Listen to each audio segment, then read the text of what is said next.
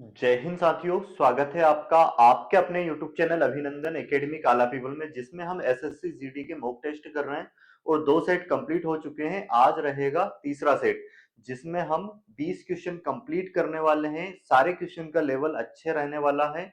हर एक क्वेश्चन को पहले आपको सोल्व करना है और उसके बाद ही आपको सॉल्यूशन चेक करना है। तो देखते हैं हम पहला क्वेश्चन क्या है आज की क्लास का। फर्स्ट क्वेश्चन है हमारे पास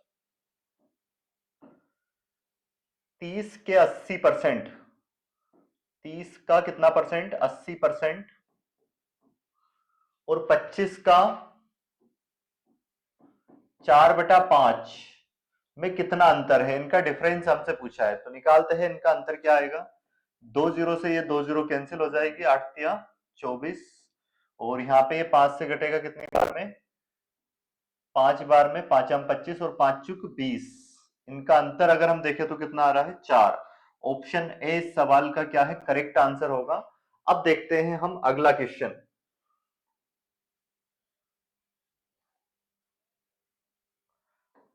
नेक्स्ट क्वेश्चन है हमारे पास। ए ने एक वस्तु खरीदी और उसकी मरम्मत पर कितने? 550 रुपए खर्च किए। फिर उसे 10% लाभ पर बी को बेचा और बी ने 20% हानि पर सी को बेचा। अंत में सी ने 30% लाभ पर 6,864 में बेचा इसको, और ए ने वस्तु के लिए कितने रुपए का भुगतान किया था, यह हमें बताना है। तो हम मान लेते हैं कि ए ने एक में खरीदा, ठीक है, और फिर इस पर 550 रुपए इसने खर्च किए। इसके बाद फिर उसे ए ने बेचा कितने? 10% लाभ पर बी को। तो इसके 10% लाभ पर, ये अपने आप में 100% है। 10% लाभ में बेचा मतलब 110% में प्रतिशत हटाएंगे बटे में 100। फिर बी ने सी को बेचा कितने परसेंट? हानि पर 20% हानि। ये अब अपने आप में 100% है, इसमें से 20% घटाएंगे मतलब इसने 80% में बेचा। 80 बटे में क्या जाएगा? 100। इसके बाद अंत में सी ने 30% लाभ पर मतलब 130 बटे में 100 लाभ पर कितने में बेचा? 6,864 में इसे बेचा। अब इसको हम हल करते हैं पूरा। तो 0 से 0 ये कैंसिल, 1 0 ये कैंसिल हो जाएगी।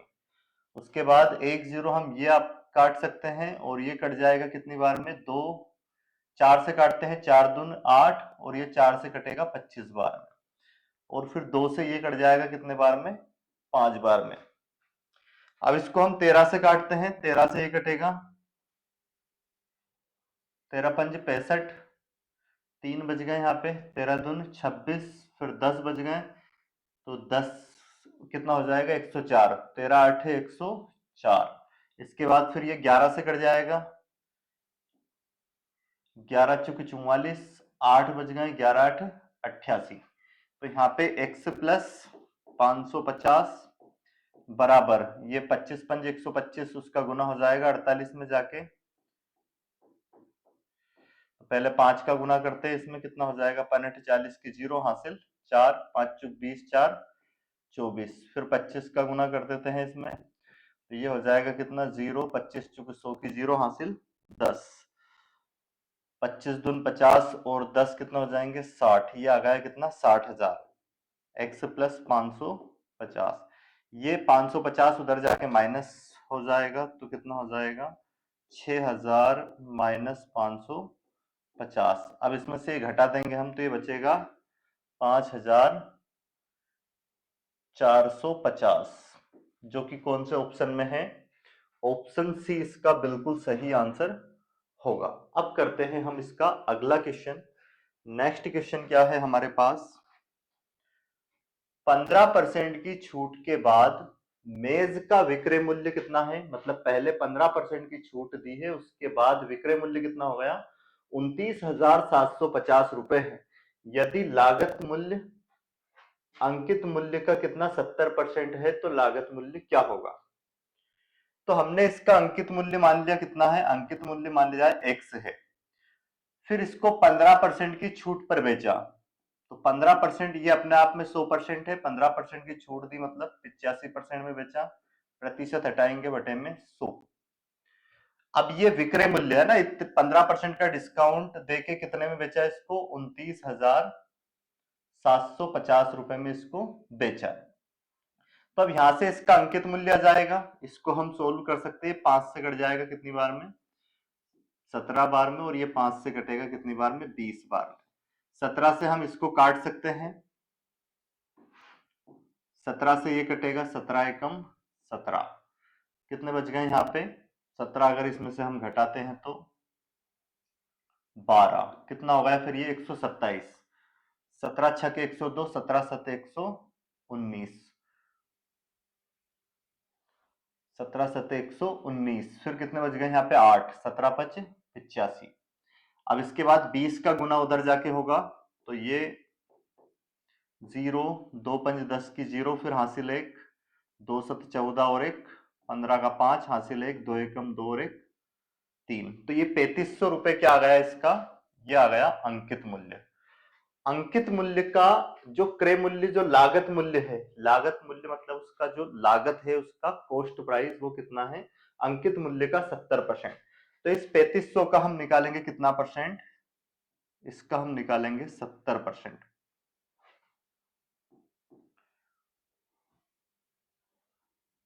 यहाँ पे एक जीरो, ये एक जीरो कम लगी है, गुना करेंगे तो ये 35,000 होगा, है ना, यहाँ पे एक जीरो ये ऑलरेडी, और तो ये 35,000, 35,000 का हम निकालेंगे कितना परसेंट, 70%।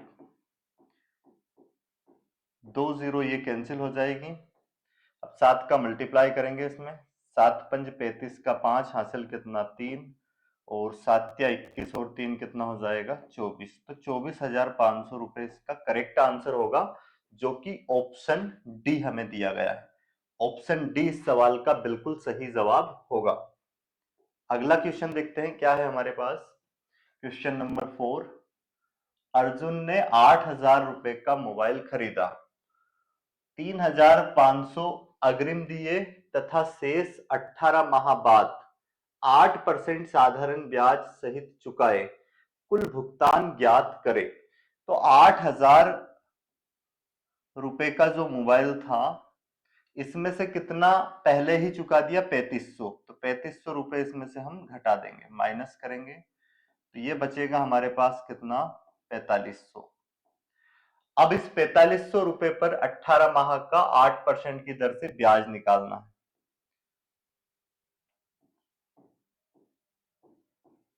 कितना, 8% की दर से 18 माह का, माह को वर्ष में चेंज करेंगे, 12 से भाग देंगे और बटे में क्या है 100, ये आ जाएगा इसका ब्याज, सिंपल इंटरेस्ट।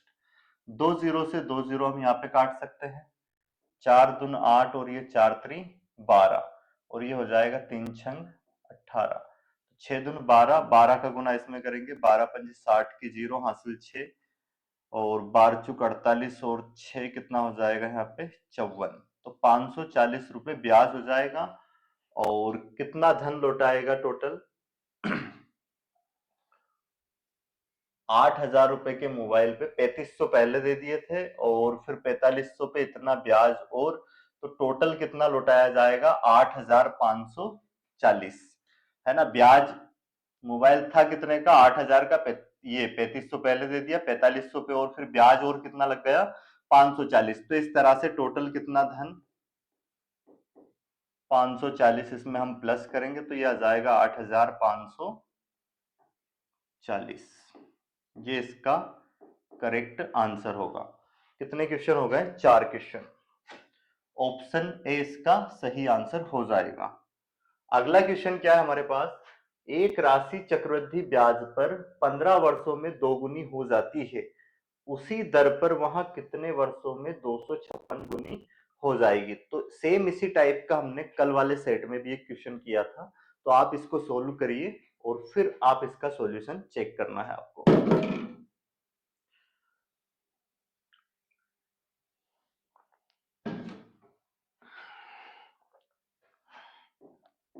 देखो क्या दिया गया है, एक राशि चक्रवृद्धि ब्याज पर 15 वर्ष में दोगुनी होती है। जैसे कोई धन एक था, एक से दो गुना हो गया कितने वर्ष में, 15 वर्ष में। तो ये जो चक्रवृद्धि ब्याज होता है, हर 15% में अब क्या होगा, 2 गुना। तो इसको हम लिख सकते हैं 2 की पावर 1 की वैल्यू कितनी थी, 15। तो 15 गुना है ये। हमें करना है 256 गुना। 256 को लिख सकते हैं 2 की पावर, इसको लिख सकते हैं हम 2 की पावर 8। तो इसमें गुना कर देंगे कितने का, 15 का। तो 15 8 कितना हो जाएगा, 120। और इसका आंसर हो जाएगा ऑप्शन डी। और इसको आप इस तरह से भी कर सकते थे, जैसे अगले 15 वर्ष में फिर ये 2 गुना हो जाएगा तो कितना होगा, 4। फिर अगले 15 वर्ष में 2 गुना हो जाएगा। फिर अगले 15 वर्ष में 2 गुना हो जाएगा इसका। फिर अगले 15 वर्ष में 2 गुना 32। तो अगले 15 वर्ष में 2 गुना तो 64। फिर अगले 15 वर्ष में कितना हो जाएगा, 128। फिर अगले 15 वर्ष में कितना हो जाएगा, 256। तो देखो 15 कितनी बार आ गया, 1 2 3 4 5 6 7 8। तो 15 8 120। 120 वर्ष में वह धन कितना हो जाएगा, 256 गुना हो जाएगा। अगला क्वेश्चन देखते हैं हम। नेक्स्ट क्वेश्चन क्या है, एक लड़के ने A B C D E और एफ पुस्तकें क्रमशः 111 रुपए, 95 रुपए, 50 रुपए, 125 रुपए, 75 रुपए और 100 रुपए में खरीदी। यदि सभी की औसत लागत बी सी और डी की औसत लागत से 6 अधिक है तो एक्स ज्ञात कीजिए। अब देखिए क्या है क्वेश्चन हमारे पास, कौन कौन है, A B C D E और एफ। अगर इनका हम टोटल योग करें कितना आ रहा है, 111 plus 95 plus 50 plus 125 plus 75 plus x, ये इनका टोटल योग है। अब इनका सभी का अगर औसत की बात करें तो वो किनके औसत से 6 अधिक है, B C D, B C D से। तो ये बी की वैल्यू है, ये सी की वैल्यू है और ये डी की वैल्यू है। इनका जो औसत है उससे 6 ज्यादा इन सभी का औसत है। तो पहले हम इन तीनों का औसत निकालते हैं। बी की वैल्यू कितनी रखेंगे, 95 प्लस सी की वैल्यू कितनी रखेंगे, 50 और डी की वैल्यू कितनी रखेंगे, 125 और 3 से भाग दे देंगे तो इनका आ जाएगा औसत। इनको अगर हम प्लस करते हैं तो ये आ जाएगा कितना, 270 और इसको 3 से भाग देंगे, 3 नाम 27, कितना आ गया, 90। तो 90 तो इनका क्या आ गया, योग। तो औसत इन सभी का औसत क्या होगा, इससे 6 ज्यादा, मतलब इन सबका औसत कितना होगा, 96। इतनी बात सभी को समझ में आ गई होगी। अब अगर हम क्या करें, ये जो सभी का औसत आया है 96, इसमें अगर ये जितनी संख्या है इनका गुना कर दे तो क्या आ जाएगा, इन सभी का योग आ जाएगा। तो यहाँ पे संख्या कितनी है टोटल, 1 2 3 4 5 6, इसमें 6 का गुना कर देंगे तो ये आ जाएगा इन सभी का योग, सम। अब क्या करेंगे, देखो इनको हम जोड़ेंगे, इनको जोड़ेंगे तो कितना हो जाएगा, ये इन दोनों को ऐड करते हैं कितना हो जाएगा, 200। 200 और 50 कितना हो जाएगा, 250। और 250 में हम कितना जोड़ते हैं, ये 1 1 1 और 95, तो कितना आ जाएगा, ये 6 और ये आ जाएगा 6, 15 का 5 हासिल 1, 3 और 1 4, कितना आ जाएगा इन सबका योग, 456। 456 प्लस एक्स बराबर, इसमें 6 का गुना करते हैं, 6 6 36 का 6, हासिल कितना है, 3, 6 नमक 54 और 3 57। अब ये उधर जाके क्या होगा, माइनस, तो x बराबर कितना आ जाएगा, 576 माइनस 456। तो x बराबर आ जाएगा 0, 7 में से 5 जाएंगे 2, 5 में से 4 जाएगा 1। 120 इस सवाल का बिल्कुल सही आंसर होगा। तो देख लीजिए कौन सा ऑप्शन आपका सही आंसर होगा, ऑप्शन बी। तो कितने क्वेश्चन हो गए, अभी 6 क्वेश्चन हो गए हैं। अब करते हैं हम अगला क्वेश्चन। नेक्स्ट क्वेश्चन क्या है हमारे पास, 10 18 14 26 में से क्या घटाया जाए ताकि ये परिणामी संख्याएं समानुपाती हो जाए। तो ऐसे सवाल को आप ऑप्शन से भी उठा सकते हो। 10/18 बराबर 14/26, इनमें से क्या घटाया जाए। तो हमने मान लिया जाए 8 घटाया, यहाँ से 8 घटाएंगे कितना बचेगा 2, इसमें से 8 घटाएंगे 10, इसमें से 8 घटाएंगे तो कितना बचेगा 6, और इसमें से 8 घटाएंगे तो कितना बचेगा हमारे पास, इसमें से 8 घटाने पे बच जाएगा 18। तो ये तो 2 पंज 10 और 6 तिया 18 बराबर नहीं आ रहा है, तो इसका मतलब पहला ऑप्शन तो आंसर नहीं है। अब दूसरा ऑप्शन उठा के देखेंगे, 6 घटाते हैं इसमें से तो कितना बचेगा 4, और यहाँ से 6 घटाएंगे तो 12, यहाँ से 6 घटाएंगे कितना बचेगा 8, और यहाँ से 6 घटाएंगे 20। अब इसको अगर हम सोल्व करें तो ये 4 से कट जाएगा 3, ये 4 दूनी 8, 4 पंज 20, ये भी बराबर नहीं आया, मतलब ये दो ऑप्शन तो आंसर नहीं होंगे। इसके बाद 4 घटा के देखते हैं, यहाँ से 4 घटाएंगे 6 बचेगा, यहाँ से 4 घटाएंगे 14 बचेगा, यहाँ से 4 घटाने पे 10 बचेगा, और यहाँ पे 4 घटाने पे कितना बचेगा 22। अब देखो ये भी बराबर नहीं आ रहा है, क्योंकि 2 तिया 6, 2 सत 14, 2 पंज 10, और ये तो ये भी आंसर नहीं होगा। इसका मतलब ऑप्शन सी भी हमारा आंसर नहीं है।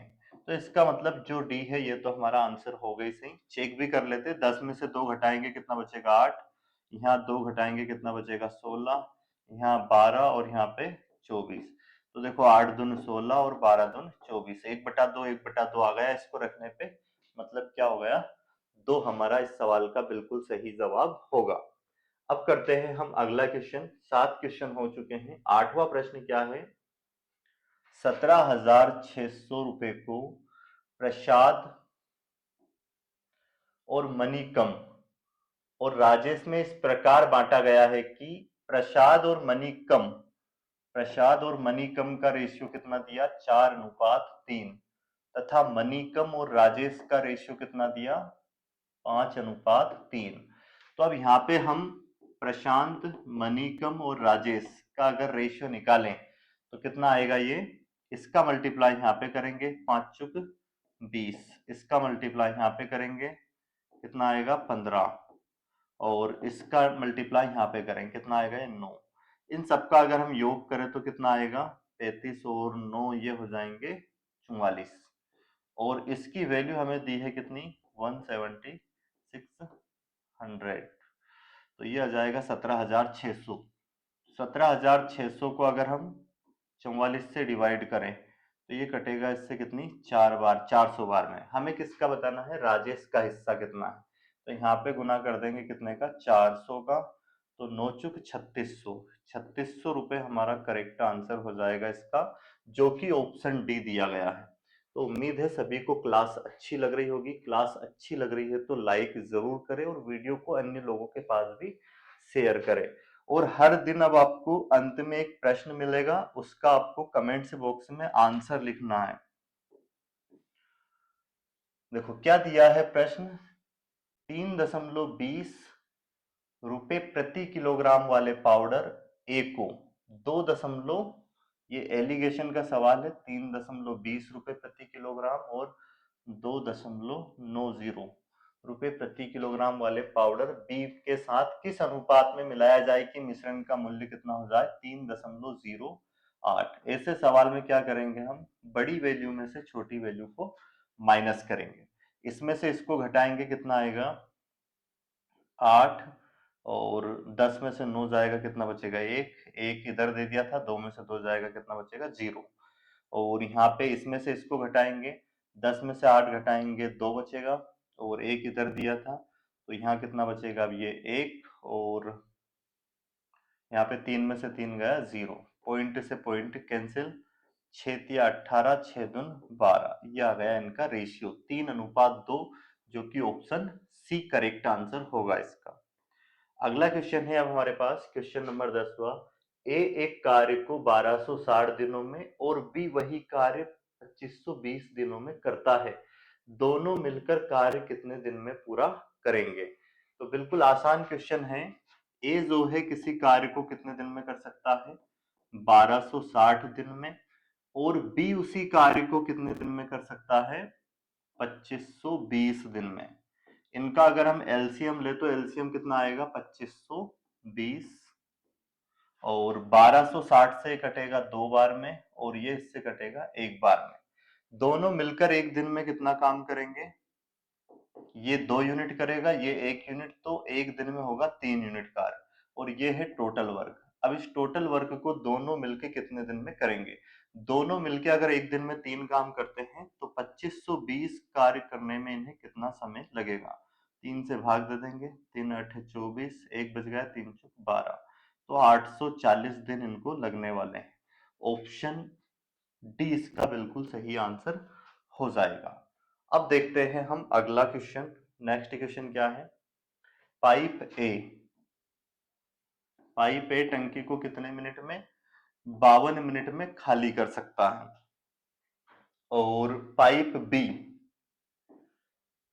78 मिनट में, तथा पाइप सी 104 मिनट में 104 मिनट में टंकी को भर सकता है। ठीक है, तो अब यहाँ पे हम इनका एलसीएम लेंगे। एलसीएम कितना आएगा? देखो सब में 52, 78 और 104, सब में अगर हम देखें तो 13 कॉमन है, मल्टीपल, तो 13 इसको लिख सकते हैं 13 गुणित 4, इसको लिख सकते हैं 13 गुणित 6, इसको लिख सकते हैं 13 गुणित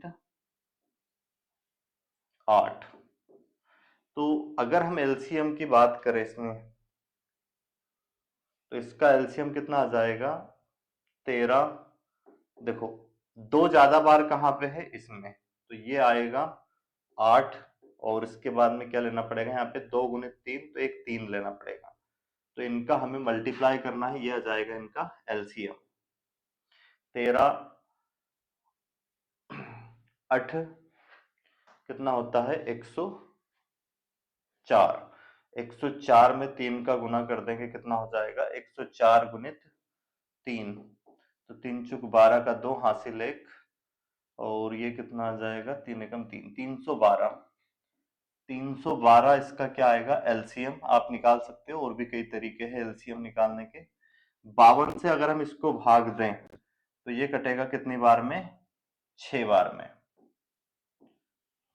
और 78 से कटेगा कितनी बार में? 4 बार में। और 104 से कटेगा कितनी बार में? 3 बार में। अब ये खाली करने वाला है और ये दोनों भरने वाले हैं। क्या बोला है? क्या बोला है हमसे इसमें लास्ट में? यदि तीनों पाइप एक साथ खोल दिए जाए तो टंकी को भरने में कितना समय लगेगा? ये दोनों मिलकर कितना? 7 यूनिट पानी डालेंगे एक मिनट में, और ये 6 यूनिट खाली करेगा, तो हर एक मिनट में 1 यूनिट पानी आएगा। तो इससे करके इस 312 यूनिट पानी को भरने में कितना समय लगेगा? 1 से भाग देंगे, तो 312 मिनट इसका करेक्ट आंसर होगा, जो कि ऑप्शन सी हमें दिया गया है। अगला सवाल देखते हैं अब हम, क्वेश्चन नंबर 12वां। क्या दिया है? पहले घंटे की गति दूसरे घंटे की आधी है, तीसरे घंटे की गति पहले 2 घंटों की गति के योग की 2/3 है। यदि ट्रेन तीनों घंटे पहले घंटे की गति से चलती है तो वहां 180 किलोमीटर कम चलती है। पहले 3 घंटों की औसत गति ज्ञात करें। बिल्कुल आसान क्वेश्चन है। देखो क्या दिया गया है? पहले घंटे की गति दूसरे घंटे की गति की आधी है, तो हमने जो फर्स्ट आवर है इसकी गति, और जो सेकंड आवर है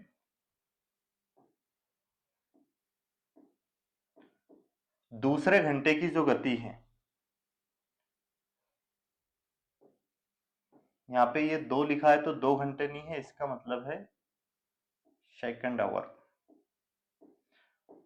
ये फर्स्ट आवर, इसकी जो गति है इसकी आधी है ना, पहले घंटे की गति दूसरे घंटे की गति की आधी है, तो दूसरे घंटे की गति अगर हमने 2x मान ली तो पहले घंटे की क्या होगी? x। आगे क्या बोला है? तीसरे घंटे की गति पहले 2 घंटे की गति के योग की 2/3 है। ठीक है, जो थर्ड आवर है इसकी जो गति है वो इन दोनों के योग 3x की 2/3, 2/3 मतलब 2x। यदि ट्रेन तीनों घंटे पहले घंटे की गति से चलती तो वहां 180 किलोमीटर कम चलती। पहले 3 घंटों की औसत गति ज्ञात कीजिए। देखो, अब यहां से अगर हम देखें तो तीनों घंटे की कुल दूरी कितनी हो जाएगी, ये x और 2x 3x और 2x कितना हो जाएगा 5x। और अगर तीनों घंटे ही इसी एक चाल से चलती जो पहले घंटे में चली तो इसमें ये दूरी कितनी चलती, चाल गुणित समय करते तो चाल का गुना समय में करते 3 घंटे में 3x से दूरी कवर करती तो 3x आता। तो ऐसे कितने कम, मतलब ये अलग अलग, एक पहले घंटे में 1 से किलोमीटर चली, दूसरे घंटे में 2x से, तीसरे घंटे में फिर 2x से, तो 5x से दूरी चली। और तीनों घंटे तक 1 से 4 से चलती तो 3x से 4 चलती। तो इसका जो अंतर दिया हमें वो कितना दिया, 180 किलोमीटर। यहाँ पे 2x बचेगा, 2x से बराबर कितना आ जाएगा 180। तो यहाँ पे ये कटेगा, 2 नाम 18, मतलब x से बराबर कितना आ गया, ये x के बराबर आ गया कितना 90 किलोमीटर। मतलब पहले घंटे जो उसकी चाल थी वो क्या थी, 90 किलोमीटर पर आवर। पहले घंटे में उसकी जो चाल थी वो कितनी थी, 90 किलोमीटर पर आवर। इतना आपको समझ में आ गया होगा। अब हमसे क्या बोला है, पहले 3 घंटों की औसत गति, इन तीनों घंटों की हमें औसत गति ज्ञात करनी है। तो औसत गति का फार्मूला क्या है, कुल दूरी बटे में कुल समय। तो कुल दूरी इन 3 घंटों में कितनी तय की है, 5x, और इसको भाग दे देंगे हम काय से, समय से, 3 घंटे। समय कितना है टोटल, 3 घंटे। तो यहाँ पे x की जगह पे उसकी वैल्यू रख देंगे तो ये कुल दूरी आ जाएगी 90, और इसको 3 से भाग दे देंगे तो 3 तिया 9, 30, 3 5 15। तो औसत चाल आ जाएगी 150 किलोमीटर पर आवर, जो कि ऑप्शन ए हमें दिया है, यही इसका करेक्ट आंसर होगा। अब देखते हैं हम अगला क्वेश्चन। नेक्स्ट क्वेश्चन क्या है हमारे पास, 100 मीटर लंबी एक ट्रेन ए एक्स से वाई तक 4 घंटे में जाती है, ठीक है, और एक्स और वाई के बीच की दूरी कितनी दे रखी है हमें, 320 किलोमीटर है। वाई पर खड़ी एक ट्रेन बी को वहां 9 सेकंड में पार करती है। ट्रेन बी की लंबाई ज्ञात करिए। बढ़िया सवाल है, पहले आप इसको सोल्व करिए और फिर इसका सॉल्यूशन आपको चेक करना है। तो x और y के बीच की हमें डिस्टेंस दी है, कितनी दी है, 320 किलोमीटर। और यहां से एक 100 मीटर लंबी रेलगाड़ी चलती है जिसकी चाल, हमें पहले चाल निकालनी पड़ेगी। ये जो रेलगाड़ी है इसको कितने घंटे में पार कर लेती है, ये दूरी कितने घंटे में, 4 घंटे में जाती है। तो इसकी रेलगाड़ी की चाल क्या आ जाएगी, पहली रेलगाड़ी की चाल क्या हो जाएगी, 320 को डिवाइड कर देंगे किससे, समय से, दूरी को भाग देंगे काय से, समय से। तो ये 4 32, इसकी चाल आ गई कितनी, 80 किलोमीटर पर आवर। अब हमसे क्या बोला कि ये जो 100 मीटर लंबी रेलगाड़ी है, ये एक अन्य रेलगाड़ी, क्या बोला गया, ये जो 100 मीटर लंबी रेलगाड़ी है ये किसे, वाई पर खड़ी ट्रेन बी, ये जो ट्रेन ए है ना, पहली ट्रेन कौन सी है, ए, ये किसको, एक ट्रेन खड़ी है बी जिसकी लंबाई हमें नहीं पता, तो इसकी लंबाई को हम मान लेते हैं क्या, एक्स। अब ये वाली जो रेलगाड़ी है इसको कितने, 9 सेकंड में पार कर जाती है, और इसकी चाल हमने निकाल दी कितनी, 80 किलोमीटर पर आवर। तो इसको हम चेंज कर लेंगे मीटर पर सेकंड में, 5/18 से गुना करेंगे, ये कटेगा 2 चुक 8, और ये 2 नाम 18, तो 4 5 20, 200 बटे में 9 मीटर पर सेकंड क्या आ गई इसकी स्पीड, मीटर पर सेकंड। तो जब रेलगाड़ी किसी अन्य रेलगाड़ी, स्थिर रेलगाड़ी को अगर क्रॉस करती है तो वहां पे दोनों रेलगाड़ियों की लंबाई को प्लस करते हैं, ये आ जाएगा 100, इसकी लंबाई प्लस इसकी लंबाई हमने कितनी मान ली, एक्स, और कि इसकी चाल क्या है, 200 बटे में 9, 200 बटे में 9 मीटर पर सेकंड को कितने सेकंड में पार करती है ये, 9 सेकंड में। तो बराबर में क्या आएगा, दूरी को, दोनों की लंबाई को इसके चाल से भाग देंगे तो क्या आ जाएगा, समय। इसका गुना इधर आके होगा तो ये हो जाएगा 100 प्लस एक्स बराबर 9 गुणित 200 बटे में 9। इस 9 से ये 9 कैंसिल और ये 100 इधर आके क्या हो जाएगा माइनस, तो 1 से बराबर कितना आ जाएगा 100 मीटर। मतलब जो दूसरी रेलगाड़ी है उसकी लंबाई भी कितनी है 100 मीटर। ऑप्शन सी इस सवाल का बिल्कुल सही आंसर होगा। तो 13 क्वेश्चन हो गए हैं। अब रहेगा अगला क्वेश्चन, क्वेश्चन नंबर 14। हमें क्या दिया है, ये 3 सही 1/2 है। ध्यान रखना कितना, 3 सही 1/2, 31/2 नहीं है, ये थोड़ी मिस्टेक है इसमें, टाइपिंग मिस्टेक। प्लस ये कितना है 5 सही 1/4 प्लस 0.065 और प्लस 0.55 माइनस 0.075 है। तो इसको हम क्या लिख सकते हैं, 3.1/2 का मतलब क्या है 50 या फिर 0.5। इसको क्या लिख सकते हैं, इसका मतलब क्या है 0.25 और 5.25 हो जाएगा ये, और 0.065। पहले प्लस प्लस वाले को प्लस कर लेते हैं, कितना है 5, इनको हम अगर ऐड करें तो क्या आएगा ये 5, और यहाँ पे कितना जाएगा 5 6 11, 11 5 16 का 6 हासिल 1, और 6 2 8, 8 5 कितना हो जाएगा 13, फिर हासिल 1, तो ये हो जाएगा 3 और 5 8 और 1 हासिल कितना 9। इसमें से घटाना है हमें क्या 0.075 घटाना है।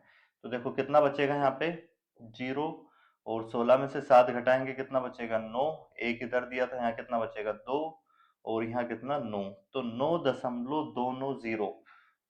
ऑप्शन ए इस सवाल का बिल्कुल सही आंसर हो जाएगा। कितने क्वेश्चन हो गए हैं 14, और ये कौन सा रहेगा क्वेश्चन नंबर 15। क्वेश्चन क्या है, उन सभी 3 अंकी संख्याओं का योग ज्ञात करें जिन्हें 11 से भाग देने पर शेष 5 बचता हो। तो अगर हम बात करें 3 अंक की संख्या 100 से स्टार्ट होती है, परंतु 100 को 11 से भाग देंगे तो शेष 5 नहीं बचेगा। वो पहली संख्या कौन सी होगी 104। इसको अगर हम 11 से भाग देते हैं 11 9 99, शेष कितना बचेगा 5। अगली जो संख्या आएगी ऐसी, इसमें 11 प्लस करेंगे तो ये आ जाएगी 115। इसको 11 से भाग देंगे शेष 5 बचेगा। फिर अगली संख्या की अगर बात करें तो वो आ जाएगी 126। इसमें 11 11 प्लस करते जाएंगे और ऐसे सीरीज बनेगी, और लास्ट की जो संख्या आएगी 3 अंकों की वो आएगी 995। इसको 11 से भाग देंगे तो शेष 5 बचेगा। हमसे पूछा है इन सभी संख्याओं का योग।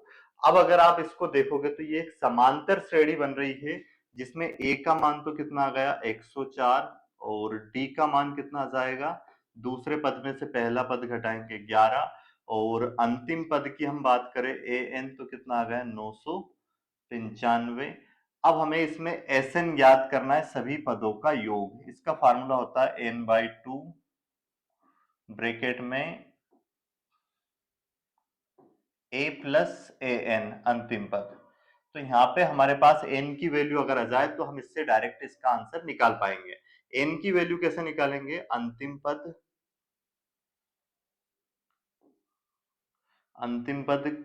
कितना है 995, इसमें से घटाएंगे पहला पद 104, और उसको डिवाइड करेंगे किससे, इनके डिफरेंस से, और इसमें +1 करना है, तो ये n की वैल्यू आ जाएगी। घटाएंगे यहाँ पे कितना बचेगा 1, और यहाँ पे कितना बचेगा 9, और फिर ये 8। इसको 11 से भाग देंगे हम, +1 करना है, और 11 8 88, 11 एकम 11, तो n बराबर कितना आ जाएगा, इन दोनों को प्लस करेंगे 82। n की वैल्यू कितनी आ गई यहाँ पे, n की वैल्यू की अगर हम बात करें तो ये आ गई 82। हमें ज्ञात करना था सम, तो इसमें वैल्यू रखेंगे 82, यहाँ पे रखेंगे, डिवाइड में कितना 2, और a की वैल्यू कितनी 104, प्लस ए एन की वैल्यू कितनी 995। इसको सोल्व करेंगे, 2 चुक 8, 2 एकम 2, 41। इसमें इनको जोड़ेंगे कितना आएगा ये 5 4 9, और 9, और कितना हो जाएगा 9 और 1 10। इनका गुना करेंगे आपस में, तो देखो 41 का गुना करना है हमें इसमें, तो पहले 1 का करते हैं तो क्या आएगा 9, फिर 9 0 1। अब करेंगे इसमें 4 का, 4 नाम 36 का 6 हासिल 3, और फिर 4 नाम 36 3 39 का 9 हासिल फिर 3, जीरो में करेंगे वही हासिल जुड़ेगा, और 4 एकम 4, इनको जोड़ देंगे 9, और 9 6 कितना हो जाएगा 15 का 5 हासिल 1, 10 की 0, और फिर कितना 3 और 1 4, 3 और 1 4, और एक 5 जो हासिल बच रहा था, है ना, और कितना हो जाएगा ये 4। तो कितना आ जाएगा 45,059। ऑप्शन सी इस सवाल का बिल्कुल सही आंसर हो जाएगा। उम्मीद है आपको समझ में आ गया होगा। समझ में नहीं आया तो स्क्रीनशॉट ले लीजिए, और बाद में दोबारा आपको ऑफलाइन ऑनलाइन में ये सुविधा है, आप क्लासेस को वीडियो को पीछे करके दोबारा फिर देख सकते हैं। बिल्कुल आसानी से समझ में आ जाएगा अगर आपने समांतर श्रेणी पढ़ी है तो। और समांतर श्रेणी अगर नहीं पढ़ी है तो मैंने बहुत पहले इसी चैनल पर एक एक या दो वीडियो डाले होंगे इसके एपी के, जिससे आप समांतर श्रेणी को डिटेल में समझ सकते हैं। ये सारे फार्मूले उसमें मैंने एक्सप्लेन किए हैं। अब देखते हैं अगला क्वेश्चन। हम 15 क्वेश्चन हो चुके हैं। क्वेश्चन नंबर 16 हमारे पास क्या है, दो संख्याओं का एचसीएफ। दो संख्याओं का एचसीएफ हमें कितना दिया, एचसीएफ की अगर बात करें तो ये दिया है 29, और एलसीएम के अन्य दो भाजक, एलसीएम का अन्य दो भाजक 29 के अतिरिक्त दो अन्य भाजक क्या है, एक तो 23 और एक क्या है 25। तो हम अगर बात करें एलसीएम जो होता है, जो कॉमन होता है एचसीएफ, और ये जो भाजक है सबका गुणनफल होता है। अब हमसे क्या पूछा है, बड़ी संख्या क्या है। तो अगर हम बड़ी संख्या की बात करें, ये एचसीएफ दोनों में कॉमन होता है, दोनों संख्याओं में, तो इसमें गुना करेंगे तो एक संख्या आएगी और एक संख्या इसमें गुना करने पे आएगी, ऐसे दो संख्या आएगी। अब हमसे बड़ी संख्या पूछी है तो बड़े 29 तो दोनों में कॉमन है, इस बड़े भाजक में अगर गुना कर देंगे उसका हम तो बड़ी संख्या आ जाएगी, और छोटी संख्या पूछे तो छोटे भाजक में गुना करेंगे। तो कितना हो जाएगा 25 नमे 225 का 5, और हासिल कितना आ गया 22, फिर 25 दूनी 50 में 22 जोड़ेंगे कितना आएगा 72। तो 725 बड़ी संख्या होगी, जो कि ऑप्शन सी है। ऑप्शन सी इस सवाल का करेक्ट आंसर होगा। अगला क्वेश्चन क्या है, क्वेश्चन नंबर 17 हमारे पास, एक नियमित बहुभुज मतलब रेगुलर पॉलीगन के बाहरी और आंतरिक कोण के बीच का अंतर 108 डिग्री है, तो बाहरी कोण ज्ञात कीजिए। अब हम मान लेते हैं कि जो हमने आंतरिक कोण है, कोई सा भी बहुभुज है, बहुभुज किसे कहते हैं, तीन या तीन से अधिक भुजाओं से बनी बंद आकृति को क्या कहते हैं, बहुभुज। ये भी बहुभुज है, ये भी बहुभुज है ना, ये पंचभुज है, पर इसको हम क्या कह सकते हैं, बहुभुज। पर नियमित बहुभुज क्या होता है, जिसकी सभी भुजाएं बराबर हो और सभी कोण बराबर हो, ये आंतरिक कोण कहलाते हैं इनके। और ये क्या हो जाएंगे, इसके बाह्य कोण। हमें क्या दिया है, एक नियमित बहुभुज के बाहरी और आंतरिक कोण के बीच का अंतर दिया हमने, तो हमने ये इस कोण को मान लिया, आंतरिक कोण को मान लिया कितना है x। तो बाह्य कोण कितना हो जाएगा टोटल योग होता है 180 है, तो अगर आंतरिक कोण हमने अंतः कोण क्या मान लिया है x डिग्री है, तो 180 में से घटा देंगे तो बाह्य कोण आ जाएगा, बाह्य कोण कितना आ जाएगा, ये आ जाएगा 180 माइनस x डिग्री। अब हमें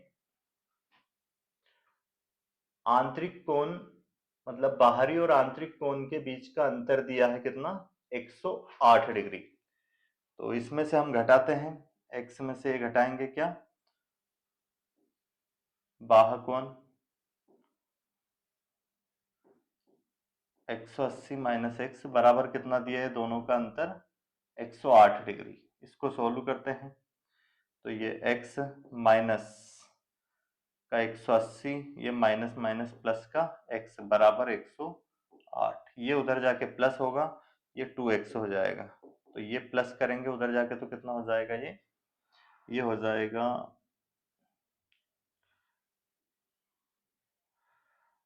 देखो 108 प्लस 180 जोड़ देते हैं दोनों को, कितना आएगा 2x बराबर 0 प्लस 8 8, और 8 प्लस 0 कितना हो जाएगा 8, और एक 2, इसको 2 से काट देंगे तो 1 से बराबर आ जाएगा 144। ये क्या आ गया आंतरिक कोण। अब बाह्य कोण अगर निकाले तो यहाँ पे हम रख देंगे 180 में से घटा देंगे कितना, 144, तो ये आ जाएगा कितना, 36 डिग्री। और हमें बाह्य कोण बताना था, जो कि ऑप्शन ए करेक्ट आंसर हो जाएगा इसका। अब देखते हैं हम अगला क्वेश्चन। 6 सेंटीमीटर त्रिज्या का एक गोला 12 सेंटीमीटर त्रिज्या वाले बेलन में रखे पानी में डाला जाता है, तो जल स्तर में वृद्धि ज्ञात कीजिए। देखो एक बेलन है जिसकी त्रिज्या कितनी है, 6 सेंटीमीटर, और 12 सेंटीमीटर वाले बेलन, मतलब इसकी जो बेलन की त्रिज्या वो कितनी है, 12 सेंटीमीटर। इसकी ऊंचाई हमें नहीं पता है। अब इसमें एक गोला डाला जाता है ना, एक गोला इसके अंदर डाला जाता है जिसकी त्रिज्या कितनी है, जिसकी त्रिज्या है 6 सेंटीमीटर। तो इसमें से पानी बाहर, मतलब इसका जो पानी का जो स्तर था ऊपर बढ़ेगा इसमें, तो जितना गोले का आयतन होगा उतना ही इसमें इसकी जो बेलन का आयतन है, जो पानी जल स्तर बढ़ेगा उसका आयतन होगा, है ना। जितना जल इससे मतलब ऊपर उठेगा उतना जितना गोले का आयतन होगा, तो गोले का आयतन और बेलन का आयतन वो क्या होगा, बराबर उस केस में। तो पाई आर स्क्वायर एच, हमने मान लिया एच ऊपर उठा ये जल स्तर, और गोले का आयतन क्या होगा, 4/3 पाई आर क्यूब। पाई से पाई तो कट जाएगा यहाँ पे। गोले की त्रिज्या हमने R1 ले ली है, और सॉरी बेलन की त्रिज्या R1 ले लेते हैं, और इसकी R2, और इसकी वैल्यू कितनी थी हमें, 12 गुणित 12 और इंटू में एच हमें ज्ञात करना है। 4/3, गोले की त्रिज्या कितनी है, 6, तो 6 गुणित 6, क्यूब है तो 3 बार लिखेंगे। अब सोल्व करेंगे तो क्या हो जाएगा, ये देखो 6 दून 12, फिर 6 दून 12, ये कितना आ गया, 2 दून 4, 4 से 4 कैंसिल, और 3 दून 6, तो एच बराबर कितना आ गया, 2 सेंटीमीटर। तो ऑप्शन सी इसका क्या हो जाएगा, बिल्कुल सही आंसर होगा। अब देखते हैं हम क्वेश्चन नंबर 19वां। क्या है क्वेश्चन नंबर 19वां हमारे पास, 21,950 पर 17% सॉरी 27% दर से 7 वर्षों का साधारण ब्याज पर प्राप्त राशि ज्ञात कीजिए, मतलब हमें अमाउंट ज्ञात करना है। तो इस पर अगर हम देखें तो टोटल ब्याज कितना लगेगा, सतु सतु 49 का 9 हासिल 4, 7 दून 14 और 4 कितना हो जाएगा 18, 190% ब्याज लगेगा। तो 190% तो इसका ऐसा ही हो जाएगा, ये अपने आप में क्या है 100%। 190% इसका क्या हो जाएगा ब्याज, तो अमाउंट कितना हो जाएगा 100%, और 190 तो 290%, तो हम क्या करेंगे 21,950 का डायरेक्ट कितना परसेंट निकाल देंगे, 290%, प्रतिशत हटाएंगे बटे में 100, यहाँ जीरो से जीरो कैंसिल लिए। अब इनका गुना करेंगे, गुना करना है काय का, 21,95 में गुना करना है 290 का, और फिर 10 से भाग देंगे तो एक संख्या के इधर पॉइंट आ जाएगा। 9×5 = 45 का 5 हासिल 4, फिर 9 नवे नवे 81, 4 85 का 5, फिर हासिल 8, 9 एकम 9 और 8 कितना हो जाएगा 17 का 7, फिर हासिल 1, 9 दून 18 और 1 19, फिर 8 से 8 45 की 0 हासिल 4, 8 नाम 72, 4 76, 8 एकम 8 और 7 15 का 5, फिर हासिल 1, 8 दून 16 और 1 17, फिर गुना करेंगे किससे, 2 से, 2 5 10 की 0 हासिल 1, 2 नाम 18 और 1 19, फिर हासिल 1, 2 एकम 2 और 1 3, और 2 दून 4, इनको जोड़ेंगे 5 5 और 7 6 13 का 3 हासिल 1, 10 5 15, 15 और 9 24 का 4 हासिल 1 2, तो 3 7 10 3 13 का 3, फिर हासिल 1, तो 2 और 4 6, एक संख्या के अंदर पॉइंट आ जाएगा, तो 63 43 ऑप्शन सी इसका बिल्कुल सही आंसर होगा। अब हमारे पास आज की क्लास का लास्ट क्वेश्चन बचा है।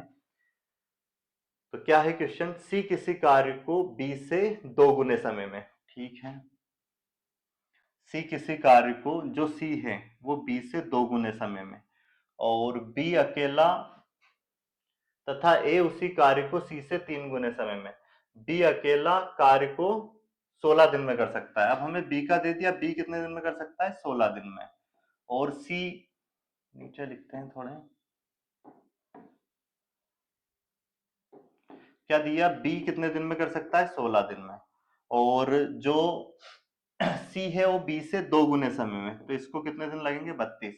और उसके बाद ए उसी कार्य को सी से 3 गुने समय में, तो इस का 3 गुना क्या हो जाएगा, सी के 3 गुने समय में 32 का 3 गुना कर देंगे 96। इनका एलसीएम निकालेंगे कितना आएगा 96।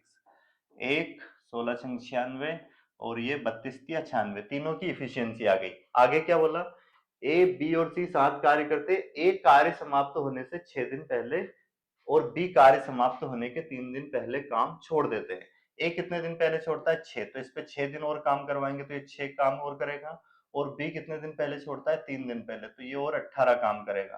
तो 18 और 6 24 काम और इसमें प्लस करेंगे तो कितना हो जाएगा ये 96 प्लस 24, तो ये हो जाएगा 120 काम। अब ये तीनों की इफिशियंसी कितनी हो जाएगी 6 3 9 और एक 10, तो 10 से इसको हम भाग दे देंगे तो टोटल इनको कार्य करने में कितना समय लगेगा, ये जीरो से कैंसिल हो जाएगा 12 दिन। तो कितने दिन लगेंगे इनको कार्य करने में, समाप्त 12 दिन लगेंगे। तो ये आज की क्लास के 20 क्वेश्चन कंप्लीट हो गए हैं और अब आपको एक क्वेश्चन होमवर्क में है आपके लिए, इसका आंसर आपको देना है। क्वेश्चन है रूट में 5 प्लस 2 रूट 6 फिर प्लस रूट में 5 माइनस 2 रूट 6। इस क्वेश्चन का आंसर आपको कमेंट्स बॉक्स में लिखना है कि इसका आंसर क्या आएगा।